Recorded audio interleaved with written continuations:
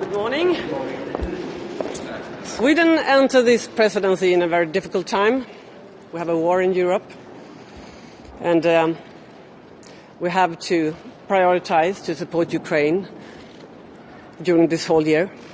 Today, 3 billion euros is paid out to Ukraine, which makes me very proud and also shows what we can do when we are united. And we all know that Ukrainians, they fight also for us. I will thank the Czech presidency because they have done a really good job on the Ukraine issue, but also on the whole last autumn. And we will promise to do our best to support Ukraine and to continue with all the work that the Czechs have achieved.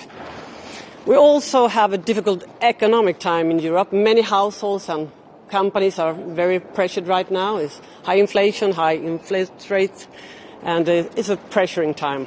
We will do our best, all of our countries, but also in the Union, of course, to make it easier for households and companies. But we also have to have the long-term perspective so that we can strengthen the Union when it comes to competitiveness, when it comes to sound economic situation. One of the most important tasks for Sweden during this spring will be the economic governance review. That is important so that we really can be stronger in 1 and 2 and 5 and 10 years than we are today. That will be difficult, but I think it will be good for us to work with that, and I hope to cooperate with the Commission and every country so that we can come to a conclusion. Today at ECOFIN we will not have that issue. That will come in February, but it will be one of my priorities during the spring. Thank you. Vad har du för möte och förväntningar på dagens möte här idag? Det känns framförallt roligt att få börja. I Sverige börjar ju idag med det första rådsmötet, att få leda det. Jag möter mina kollegor och vet att det finns en väldigt beslutsamhet att klara av den här svåra situationen. Både vad gäller kriget men också vad gäller den ekonomiska situationen. Vad säger du om frukostdiskussionen nu på morgonen? Den diskussionen kommer ju handla både om det ekonomiska läget men också om det som brukar kalla IRA, det vill säga Inflation Reduction Act. Det handlar ju om USA, vad man ju gör med den gröna omställningen och hur EU kan möta det tillsammans. Enligt Charles Michel som ju var i Stockholm igår så säger han till exempel att man bör förlänga SURE. Vad säger du om det där? Vi får återkomma till det. Det är många diskussioner just nu uppe på bordet och vi ska jobba tillsammans framöver för att stärka unionen. Vad väntar du dig för framsteg eller vad ska man säga för inspel vad gäller IRA idag? Jag menar, det är ju ingen formell punkt utan det är snarare någonting som det kommer snackas om i korridorerna och på frukosten och sånt. Men vad väntar du dig för att höra eller vad vill du höra från dina kollegor?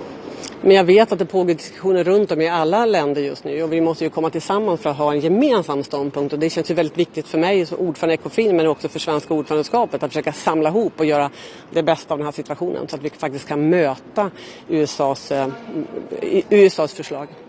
Träffade kommissionen i förra veckan. Hur god koll har du på vad kommissionen kommer att komma med i slutet av månaden? Exakt vad man kommer att komma med återstår att se. Men det pågår en ordentlig diskussion och den kommer att fortsätta närmaste tiden. Jag ska göra allt vad jag kan för att leda den så bra som möjligt. Kommissionen har presenterat statistik över statsstöden under förra året där, som helt domineras av Frankrike och Tyskland. De har tillsammans 80% av statsstöden. Snedvrider det inre marknaden, konkurrensen på det? Så alla statsstödsregler har ju sina regler och ganska tydliga ramverk. Men det är självklart så att det bästa vi kan göra för att stärka konkurrenskraften handlar ju om, inte främst om statsstöd, det handlar om andra saker. Om regelverk och att se till att vi har fantastisk utbildningsstrategi i hela EU, se till att vi har en beskattning som gör att företag kan vara konkurrenskraftiga. Det är det första och främst. Sen så självklart så jobbar man inom de regler som finns med statsstöden. Det ser ingen risk med de enorma statsstöden och Frankrike vill ha ännu mera statsstöd. De vill ha nya industristöd.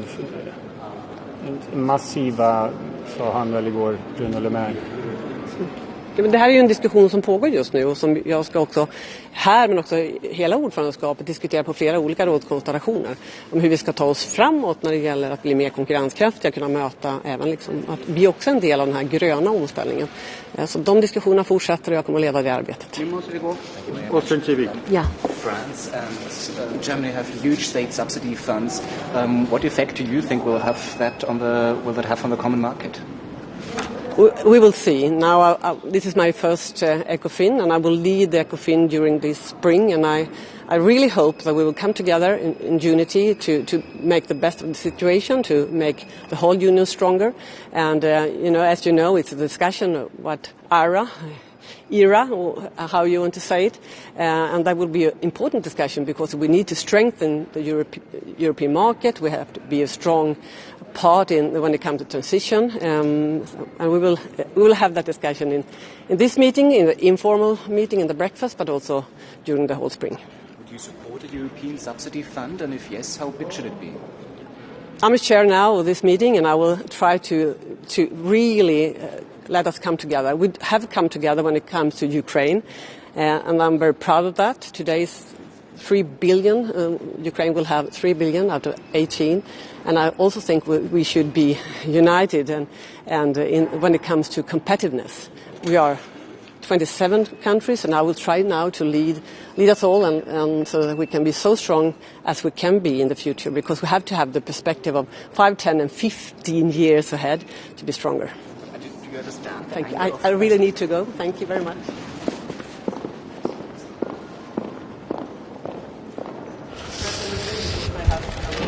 Good morning. The ECOFIN today will have two main topics. First, how to strengthen the European competitiveness.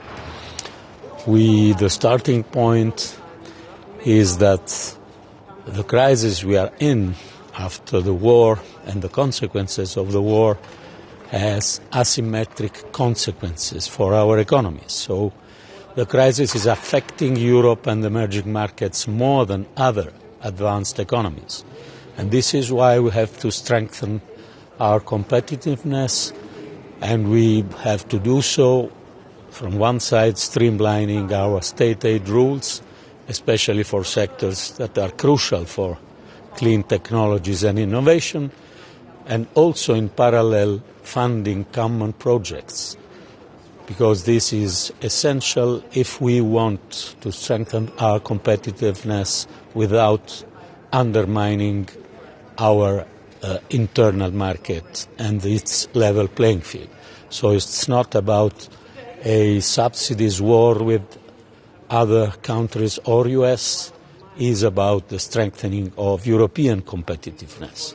The second point will be the Ukrainian war, the Russian aggression, our support.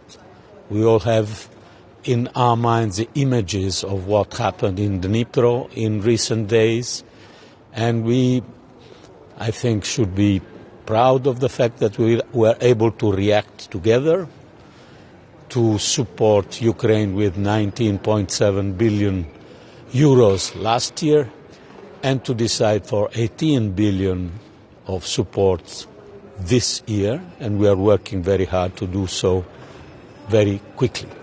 Thank you. Any hiccups with this aid for Ukraine, taking into account that there are some conditions for it, for the future tranches? Well, we signed a memorandum of understanding with Ukraine, which is the basis of this extraordinary macro-financial support. And of course, we are aware of what a memorandum of understanding could be for a country at war. So I think we are very reasonable and working together, because we should never forget that we have ahead of us a common goal, which is for Ukraine to become a member of the European Union. Mr. Gentiloni, I know it's not exactly your file, but the U.S. trade representative will be here. Just for people to understand, what is the mood between Europe and the United States? Is it negative? You say we're not in a subsidy war, but you're also expecting the waivers and exemptions come March. Well, what is the mood right now? I think we have a very good partnership, U.S. and EU, maybe one of the stronger partnership of recent decades. At the same time, we should be aware of the fact that this crisis has particularly consequences for the European economy. So we have to support our competitiveness and not to start a subsidies war with U.S. And do you have any views when it comes to state aid? Remember a few months ago you put out an op-ed in which, of course, you said some big problems require joint solutions. Yeah. State aid, it's another big talker. Now, in your view, how should it be done? State aid from one side, we have to streamline it without disruption our European model. But as we wrote in this op-ed, we need also common funding because the scale to strengthen our competitiveness in several areas needs to be a European scale. We can't react only at national level. National reactions are important, but a European one gives an added value that we shouldn't never forget. Thank you. Yes.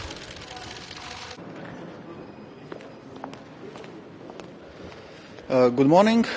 Looking forward for today's ECOFIN Council. Since it's a first council under the Swedish presidency, we'll obviously discuss Swedish presidency priorities, but it must be said those are closely aligned also with the priorities of European